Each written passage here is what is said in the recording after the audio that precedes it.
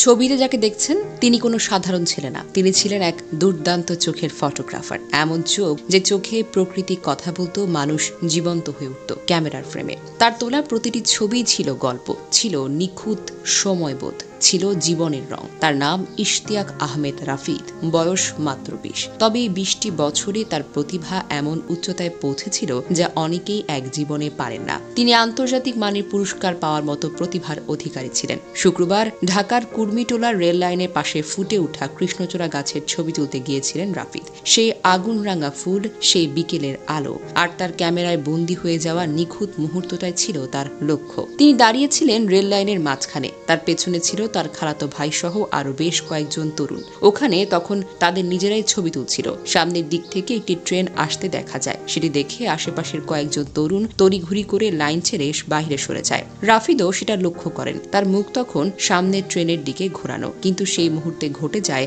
এক অপূরণীয় দুর্ঘটনা। সামনের ট্রেনের হর্ন আর আওয়াজ এতটাই তীব্র ছিল যে পেছন থেকে আসা আরেকটি ট্রেনের শব্দ তিনি টের পাননি। তিনি দাঁড়িয়েছিলেন যে লাইনে, ঠিক সেই লাইন দিয়ে পেছনের ট্রেনটি দ্রুত চলে আসে। আশেপাশের মানুষ চিৎকার করে তাকে সরাতে পারেনি। মাত্র কয়েক সেকেন্ড, আর সেখানেই থেমে যায় এক স্বপ্নবাজ তরুণের জীবন।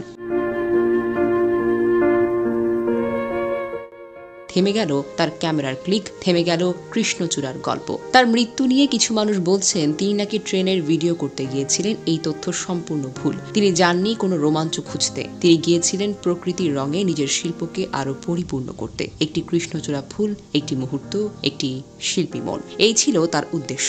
আর সেই উদ্দেশ্যই তাকে দিতে হলো তার জীবন। পরদিন শনিবার সকাল 9টায় তার নিজ গ্রামের মসজিদের পাশে ছায়া ঘেরা এক প্রশান্ত কোণে তার দাদার পাশে শায়িত করা হয়েছে তাকে। 3.5 হাত মাটির নিচে সে ঘর, যেখানে এখন তিনি ঘুমিয়ে আছেন। তার মা কান্নায় ভেঙে পড়ছেন। তার বাবার চোখে ছিল এক নির্বাক বেদনা। উপস্থিত ছিলেন তার স্কুল ও কলেজের শিক্ষক, বন্ধুরা, প্রতিবেশী, গ্রামের মানুষ।